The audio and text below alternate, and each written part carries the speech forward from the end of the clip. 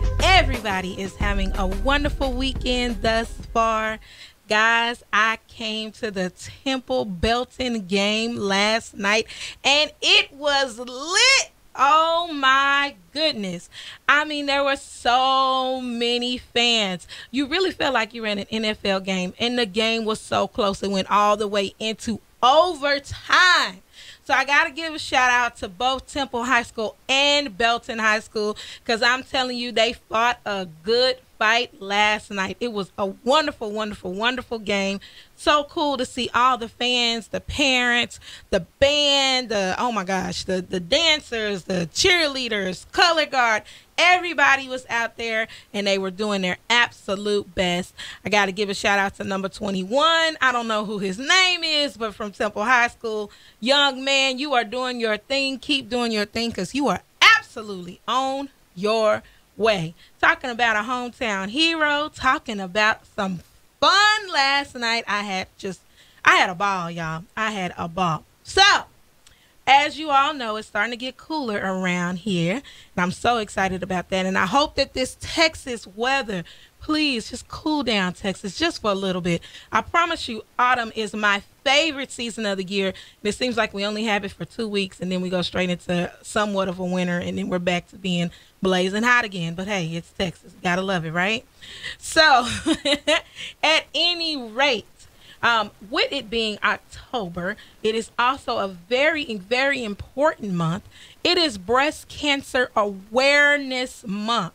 And this month, we talk about breast cancer. We bring awareness to it. We talk about prevention, and we also pay homage to our survivors and all of those who have been affected by breast cancer. So I am so happy because today, I have some beautiful guests with me right now, some amazing survivors from Pink Warrior Angels. They are here to talk to us today on B106, and without further ado, I'm going to allow them to introduce themselves. Good morning. My name is Beth Sanford. I'm 56 years old. I'm a breast cancer survivor. Awesome. My name is Leanne Basili. I'm 46 years old, and I am also a breast cancer survivor. Wow, awesome.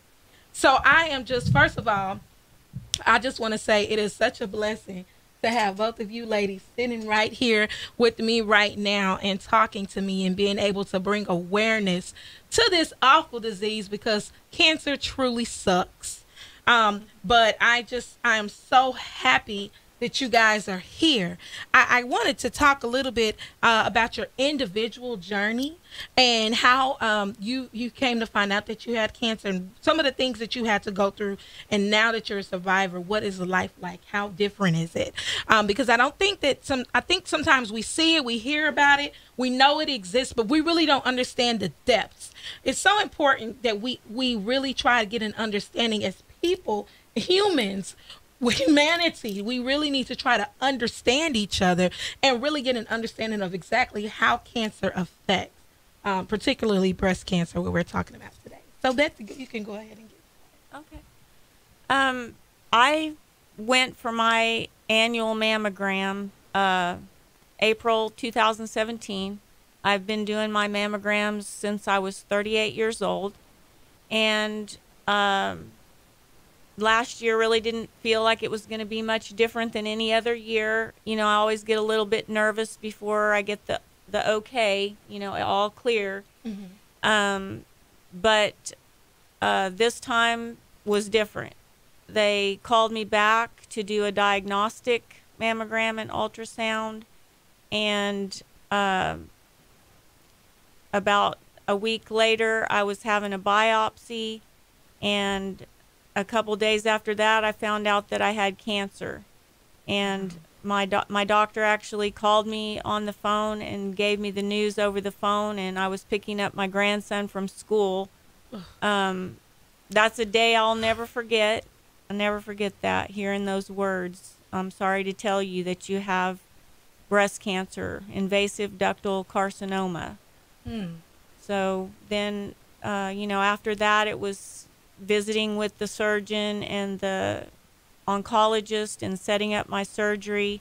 And so I had chosen to have a bilateral mastectomy on the 26th of April, 2017.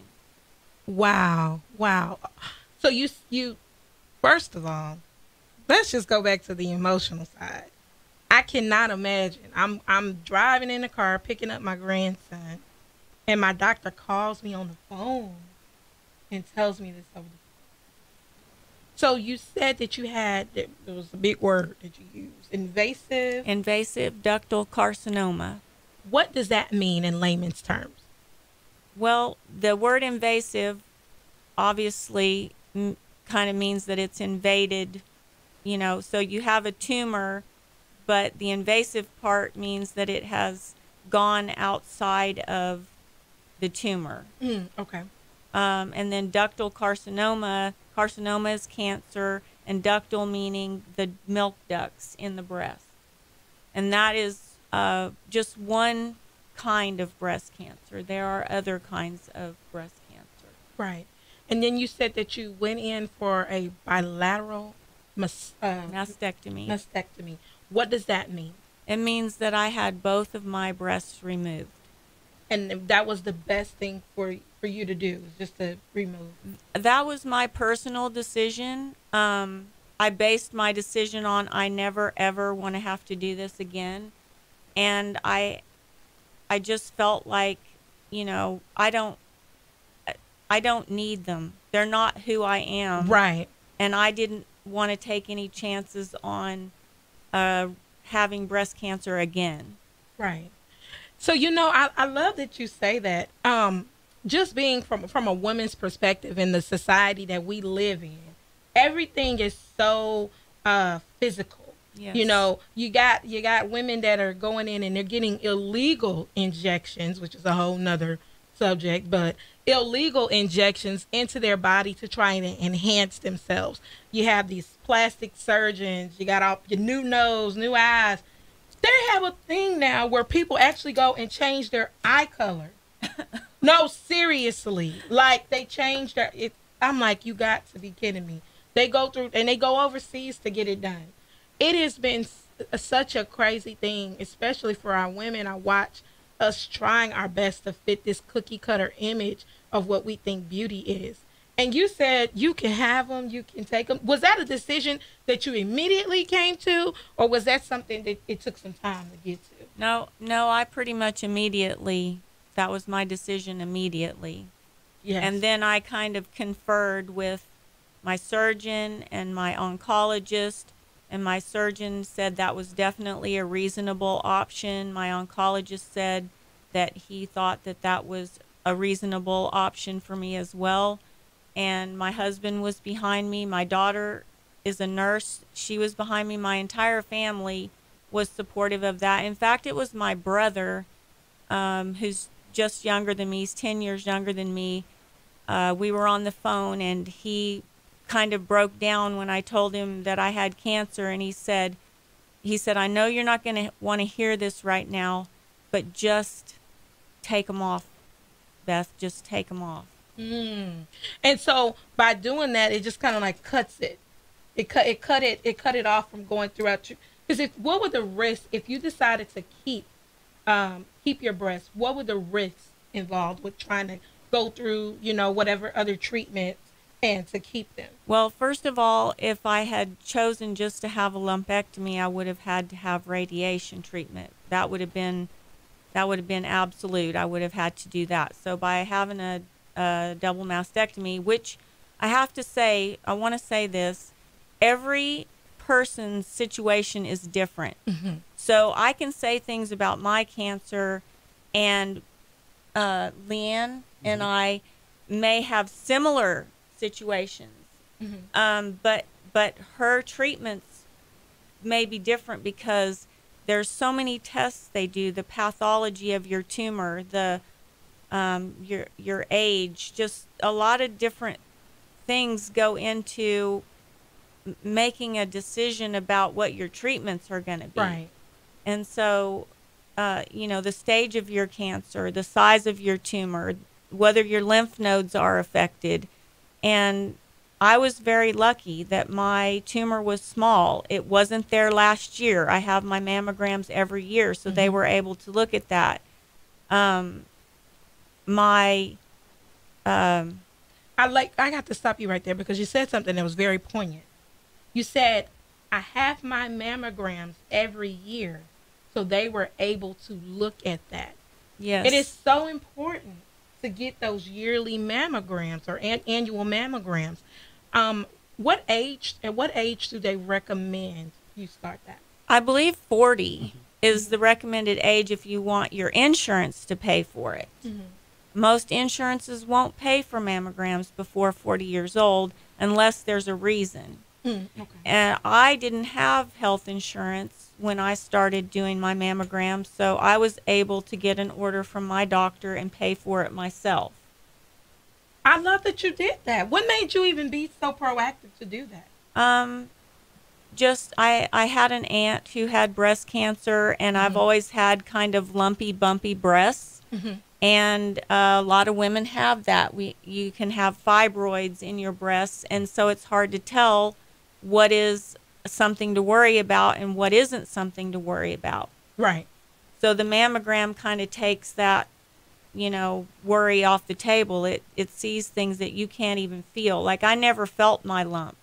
I do my self-exams, which is also very important because most women actually find their own lumps. Really? A high number of women find their own lumps.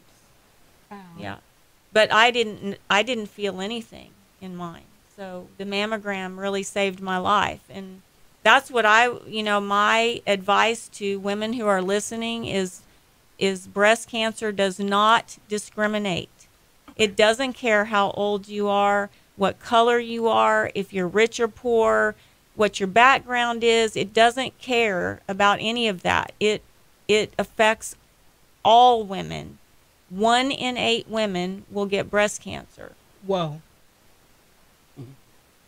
1 in 8 Yes. women will get breast cancer. It affects a lot of people. So that means if you line 8 women up, one of those women, it's a lot. Yes, that's wow. Wow. And early detection is important. Yes. It can make a difference on everything. And I kind of want to go back and say something about having a double mastectomy. I did make that decision because I never wanted to do this again. However, that does not mean if you have a double mastectomy that you can never get breast cancer again. It doesn't mean that. You can actually get breast cancer in the surrounding tissue. And if one cancer cell left your tumor and went somewhere in your body, you can get it somewhere else. It can metastasize into other parts of your body. And breast cancer typically metastasizes to the bones, the lungs, and the brain. Wow. That's some really important information that you just shared with us, and I'm so glad you did. It's just like a lot. I really am taking it all in. It's a lot. It just seems like either way there's always some risk involved. There is. Yeah. And that's something that as a breast cancer survivor, a lot of people don't understand that, okay, I've had my surgery, I've kind of gotten the all clear, now I just do my checkups and I take my medication, but the fear, even though I believe in God and I have strong faith, right, and I know that He's going to take care of me, He's the reason I got through this all in the first place. Right. I'm still a human being. Right. And so that fear sometimes creeps in, that it's not over. And it is a lifetime thing, taking the medication. There's side effects from the chemotherapy, side effects from radiation, side effects from the medicine that I take. My cancer was hormone driven, so I take hormone suppression medication. I'll have to take that for 10 years. Wow. So I know that has to affect your mood in different ways. It threw me into menopause. I wasn't yet in menopause when I found out about that, but I immediately went through that. So yeah, and and it does all the wonderful things that menopause does. It no energy, you know, moody, just all kinds of different things. Body aches and pains, because you know, removing all the estrogen from your body really takes a toll on women. Estrogen kind of is our beautiful skin and our youthful, you know, look, and our it just does a lot of things for us, and when it's taken away, you really feel the difference. Effects. Yes, absolutely. I want to thank you so much for sharing, Beth. And what we're going to do is we're going to take a short break, but we're going to hear from our next guest in just a minute. Don't touch that dial. You are tuned into Sundays at the Square.